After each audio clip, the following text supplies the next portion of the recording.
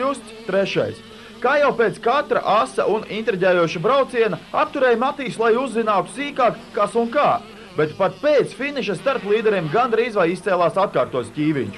Pēc pirmā brauciena Matīs vienīgais, ko varēja paskaidrot, bija, ka Augusts viņam tīšu prāti ir uzbraucis virsū un izraisījis sadursmi, bet tad jau Matīs atmaksas veidu izvēlējās dūru cīņas. Nes kā tas viss būtu trasē beidzies, ja tūlīt arī tēvi nebūtu iesaistījušies mazo braucēju konfliktā, jo viņi tikai pielēja eļļu ugunī. Un nes kā tas viss būtu beidzies, ja motorēvijas operators Kaspars Kārkliņš tobrīd būtu filmējis, piemēram, kā meitenes peldas Lielezerā.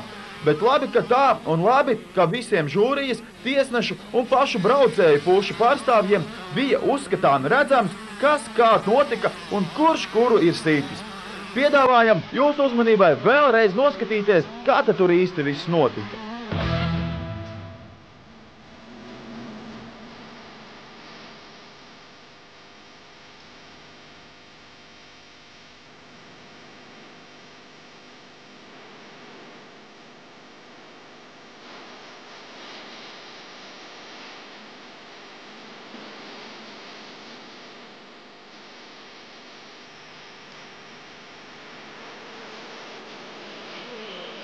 Tiesneša lēmums pēc vairāk kārtējas video noskatīšanās bija Matīsa Karo diskvalifikācija no brauciena, pamatojoties uz nolikuma punktu par palīdzības sniegšanu trasē. Noteikti, ka šobrīd katram no jums ir savs viedoklis par tiesnešu lēmumu, taču noteikumi ir un paliek noteikumi. Pēc Matīsa diskvalifikācijas pirmo vietu braucienā izcīnīja Andris Štenenbergs, otrais palika Augusts Justs, bet trešais Niks Apfelbaums. Andris pēc brauciena stāstīja, ka daudz neko neesot sapratis par notiekošo trasē, bet tas viņa arī neesot uztraucis, jo viņš, izmantojot šo ķīviņu, izvirzījās vadībā un uzvarēja. Pēc tiesnešu lēmumu paziņošanas mums izdevās aprunāties arī jau ar faktisko Latvijas čempionu 65 kubikcentimetru klasē Augustu Justu. Pirmajā braucienā jūs ar Matīsu saķērāties. Tavs komentārs par šo incidentu? Mazliet es biju vainīgs, jo man nesanāca leciens, Matīs palica man garām. Es mazliet piebremzēju, nezinu kāpēc, un viņš pabrauca garām, un es devu gāzi, un man dubļos slīdēs, ar viņu saķēros. Es nokritu, man Matīs sāka sist šo te, man iesta, pēc tam es piecēlos viņam, man Matīs teica aizvilka mociju, es Matīsam iestu, un Matīs teica mani sāka žņaukt. Un beigās tiesneša lēmums bija tāds, ka Matīs diskvalificēja. Kā domā, tas bija pareizi?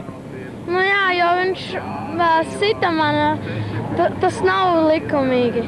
Otrais šīs klases brauciens bija tikai tāda kā formalitāšu kārtošana, bet galvenais, kā bez šī posma varoņi ļaunu sevi neturēja, jo sportistiem jau tas ir labi zināms, ka šādās epizodēs emocijas ņem virsroku pār veselo saprātu. Braucienu vairāk kā pārliecinoši uzvarēja Matīs Karo un nodrošināja sev otro vietu čempionātu kopvērtējumā.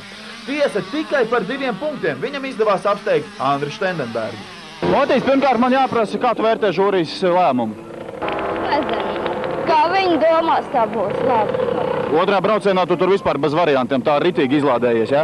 Nē, nu mierīgi brauc, Augustam laikam nepaveicās, nekas jau var būt. Vai šis tiesneša lēmums, kā domā ar tēti, tā arī atstāsiet vai cīnīsieties vēl tālāk? Mēs cienīsimies, cik varam, lai vismaz ieskaitītu punktus kādus. Otrajā vietā šajā braucienā finišēja Niks Apfelbaums, un kopvērtējumā viņam tikai viena no pēdējām vietām, jo Niks lielāko sezonas daļu ārstēja savainoto roku.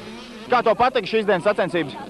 Nu, man patika ļoti labi, bet vakardien man 85 kubikcentimetru labāk patika braukt, ja vairāk piekūsta 65-niekam. Izcīnot trešo vietu braucienā, trešo kopvērtējumā nodrošināja Andris Štenenbergs, teju vai neapsteidzot arī Matīsu Karo. Kad tu kopvērtējumā uz pirmo vietu netēmā ko?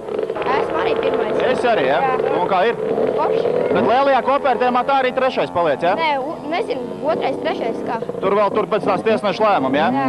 Un tavuprāt, vajadzēja tā viņam tās attiecības tur risināt savā starpā trasē? Nezinu. Tu tā būtu arī darījis? Es būtu ātrāk kāpus motus un brauc prom. Tikai pēdējā aplī Andrim izdevās izraut šo trešo vietu. Un kas zina, kā viss būtu beidzies, ja ne Mikusa Petersona kļūda uzsākot pēdējo apli. Un Mikus, kas te tev tur pa misēklu gadījās? Es iznesos ārā, nevajadzēja kāju ņemt. cilvēks nebūtu saslīdies. Man bišķi saslīdēja, un es tajā trampolīnā palaidu Andru garām, viņš aizbrauca. Tādi lūk notikumi risinājās pēdējā Latvijas čempionāta pēdējā posma laikā Limbažu Lielzaru trasē. Posma kopvērtējumā pirmās 3 vietas sadalīja Andris Štendenbergs, Niks Apfelbaums un Augusts Justs. Bet sezonas kopvērtējuma trīnieks ir Augusts Justs, Matīs Karro un Andris Štendenbergs.